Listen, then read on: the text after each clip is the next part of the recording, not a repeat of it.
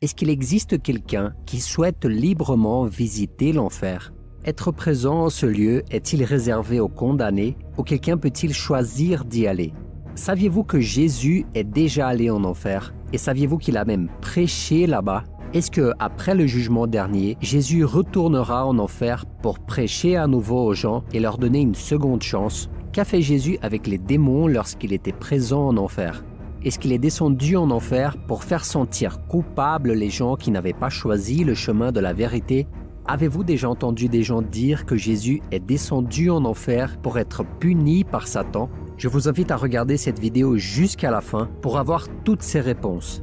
Mais avant de commencer, je veux vous rappeler que ces vidéos ne sont pas gratuites. Vous les payez en cliquant sur le bouton like maintenant et en laissant votre commentaire à la fin. N'oubliez pas aussi de partager ces vidéos sur vos groupes de WhatsApp et Facebook. Aidez-nous à divulguer ce message et atteindre le plus grand nombre de personnes.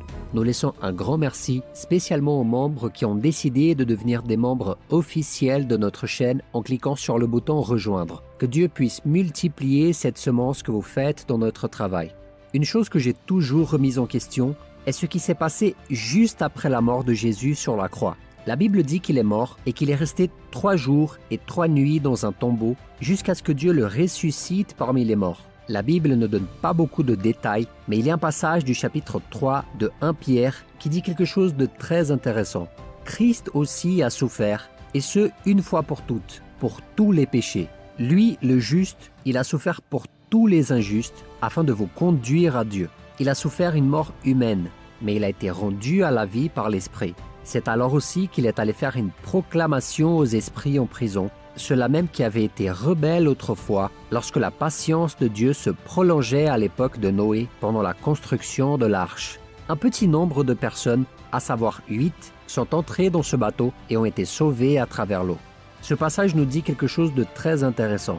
En lisant ce texte, nous comprenons que Jésus, après sa mort, a payé le prix pour nos péchés.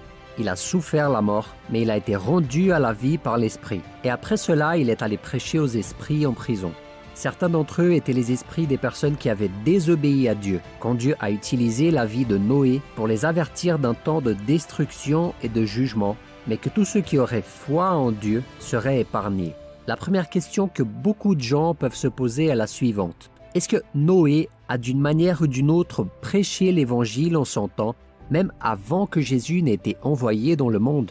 Et avec cette question, beaucoup de gens se demandent aussi si Jésus, lorsqu'il est descendu en enfer, a prêché le salut pour que les gens aient une deuxième chance de se repentir. Est-ce que vous vous êtes déjà posé ces questions?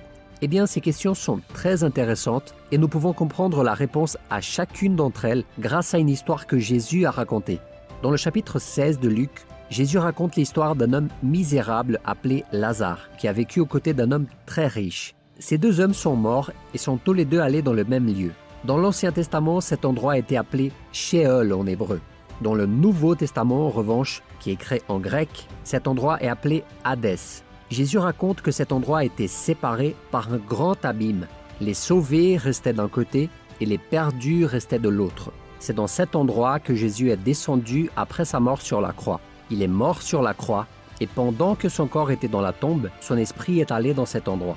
Mais comprenez quelque chose, cet endroit n'est pas l'enfer. Cet endroit ressemble à un endroit temporaire. Souvent, dans le Nouveau Testament, cet endroit est traduit par enfer, mais en grec, il s'agit du mot Hadès. Comprenez qu'en grec, cet enfer final où les damnés seront jetés est appelé Géhenne, ce qui signifie lac de feu.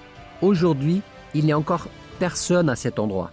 Les 2 premiers habitants éternels de cet endroit, l'enfer, seront l'Antéchrist et le faux prophète. Mais jusqu'à ce moment, tous ceux qui sont morts avant la résurrection du Christ se trouvaient dans cet endroit appelé Hadès.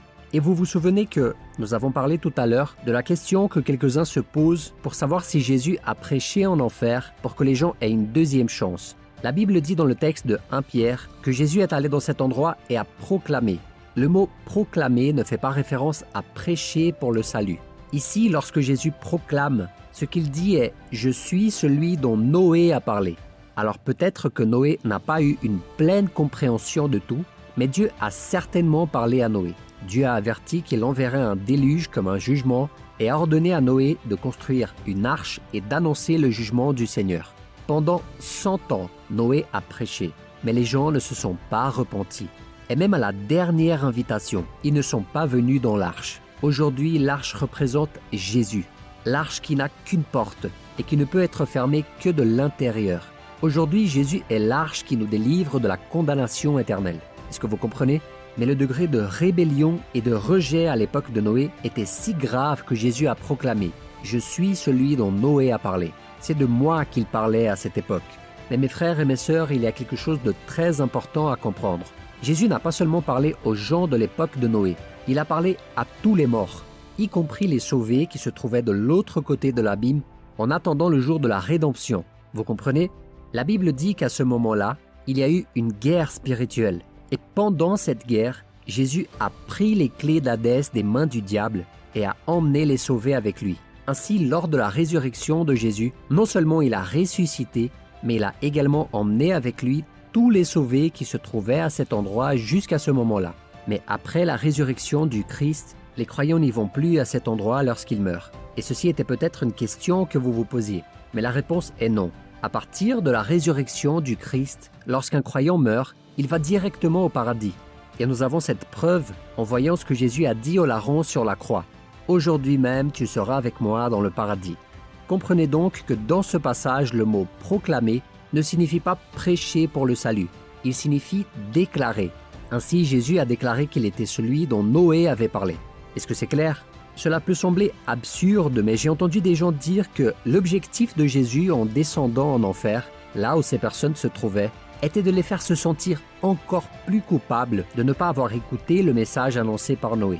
Mais ceci n'est certainement pas le caractère du Christ. Il est descendu là pour annoncer qu'il était le Seigneur.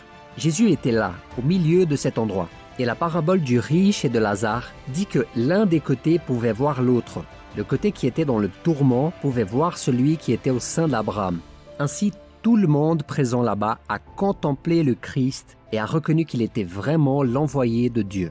Mes frères et mes sœurs, Jésus-Christ est le Seigneur suprême de l'univers.